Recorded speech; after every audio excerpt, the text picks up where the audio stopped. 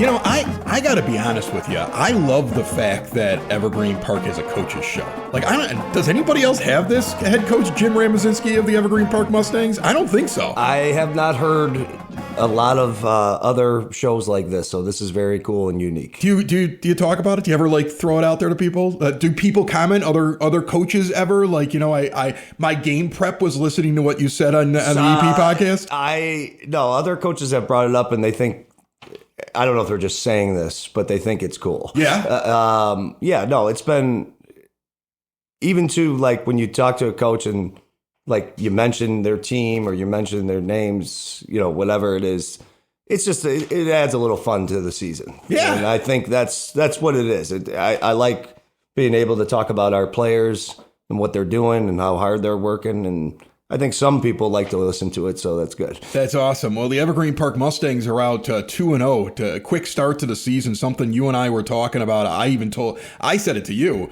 I looked at your schedule at the beginning of the year and I thought to myself, they could get out to a really good start to the year. And all that does is build confidence. And you defeat Longwood 42-6. So you've beaten the Ag School 26-2. You've beaten Longwood 42-6 in your home opener. You got Tinley Park coming up. We're going to talk about that on this show. But first, how do you feel out of the gate so quickly? It looks like the offense is firing on all cylinders and the defense is doing very well. I'm really proud of our players, to be honest, and I'm proud of our coaches. They've really, you know, between the off-season, summer camp, August practices, and then through these first 2 weeks, you know, they've really raised their own expectations as well as, you know, working together at it. And what I like about it is nobody seems to like mind that it's harder. And that's a really good sign to me. And, you know, you mentioned confidence. Confidence to me is huge, especially for high school athletes, you know, because a lot of times when you get out there, you know, Friday night, 16, 17-year-old kid out there, the pressure can get to them. And when you're confident, you don't feel as much pressure. You still feel pressure, but you can play through it. You can play fast through it. And like I said, I'm proud of our boys. It's a good start. We got some things we got to work on, but it was a good start so far. And this is your third season, correct? So yes. now your seniors have spent 3 years with you, and everybody else, you're the only coach that they know. Do you feel this more comfort with your system, guys buying into the way you want the team to run? Just like every year, there's got to be an evolution where it becomes more and more the way you envisioned it when you walked in the door, right? Yeah, I mean, we talk about process all the time here, even, you know, week-to-week process, season process, and then, you know, 5-year process, things like that. And I feel very good about the relationships I built with our players, with our coaches. And to me, that's a huge key. Once you build that trust, build those relationships, then, you know, all of a sudden your numbers in the weight room every year start to increase. The number of kids signing up every year starts to increase. The camp numbers that you have for youth kids are getting more and more participation. And, you know, with that comes more competition, more people, more competition, more pushing each other. And I feel like I said, I'm proud of what they did in the off season. And I think this is a good start. And, you know, the reality is we wouldn't have had this start if we didn't work as hard. And we're looking forward to keep it going. Let's talk about the game you just played on Friday. At home versus Longwood. First time in front of the home crowd this year. You win 42-6. Take me through this game. We got off to a really fast start. We received the ball, and Omarion Evans returned an 80-yard touchdown, first play of the game. So, yeah, we're up 7-0 right after that. And that was obviously...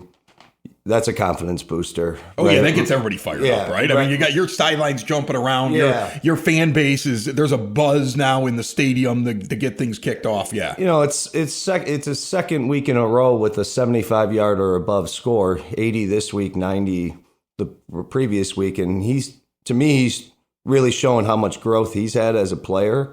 And, you know, he's showing off his elite speed, too. But as the game continued, we were pretty consistent on defense. We had a total of 9 sacks on defense, 2 of them by Alberto Aranda, 1 by Landon Gwynn, 2 by Garrett Kazmirowicz, 2 by Anthony Luna, a couple guys with half sacks in there helping out. Elias Mendez had 2 interceptions on defense for us. So, really good defensive effort. They scored at the end of the game. And with that offensively, a lot of contributors. Junior Corey Isaac had 2 rushing touchdowns. Junior Tyler Phelps, a receiving and rushing touchdown. Gavin Wheeler, another junior, rushing touchdown. And then sophomore quarterback, again, Brady Bruin, good yardage on the ground, threw for a touchdown pass. A lot of contributors. Offensive line did great. It was a good night overall. You talk about that big play and a guy on your team now that's broken 2 of them in 2 weeks, and the confidence of it. It reminds me of that crazy Sunday night football game that just happened between the Bills and the Ravens. And I'm watching Derrick Henry with my kid, and I'm like, most of these run plays, it's just the very beginning of the play, the confidence to just hit the hole. Then he's gone. Yeah. And that's one of the most confident guys, I think, in the NFL is Derrick Henry. He just carries himself that way. Is confidence really the key to being able to make big plays? I think I've said this before on here, and I'm a firm believer. Confidence is a huge part of this game, because when you're playing confident, you're playing fast, you're not worried about anything else. You're worried about making a tackle, finishing a run, finishing a block, making a good pass, whatever it is. And, I could see Amarian specifically, his confidence is high, but he's also not getting cocky about it. He wants to win, and he wants to showcase what he's doing. And we got so many guys who contribute on this team. It's not just guys like him.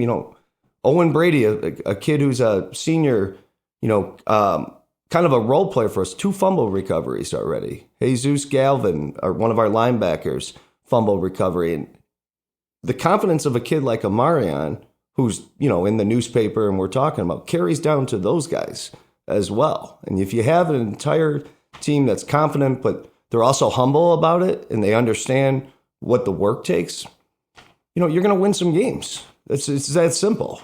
You have a game now coming up against Tinley Park. Speaking of confidence, you have the opportunity to jump out to 3-0, which would be big for your team.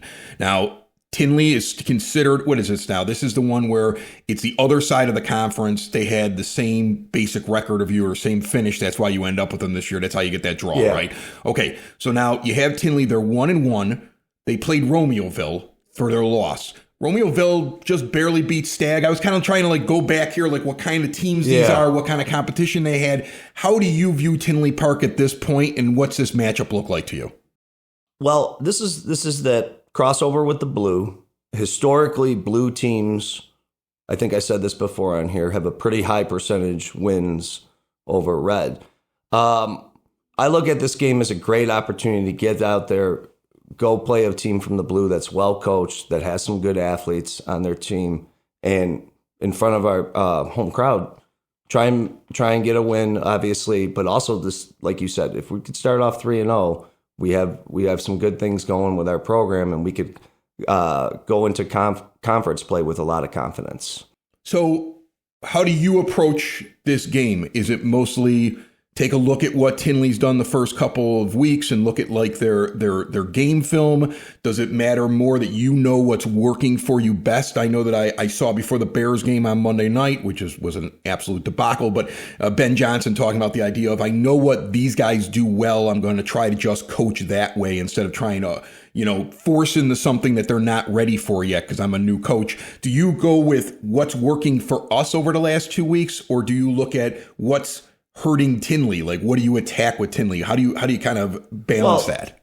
So you always want to play with what you're most comfortable with and what you're most confident with. And really how it works week to week is you watch their film, you break them down, you figure out whatever adjustments you can make. And, defensively specifically, we'll make adjustments week to week.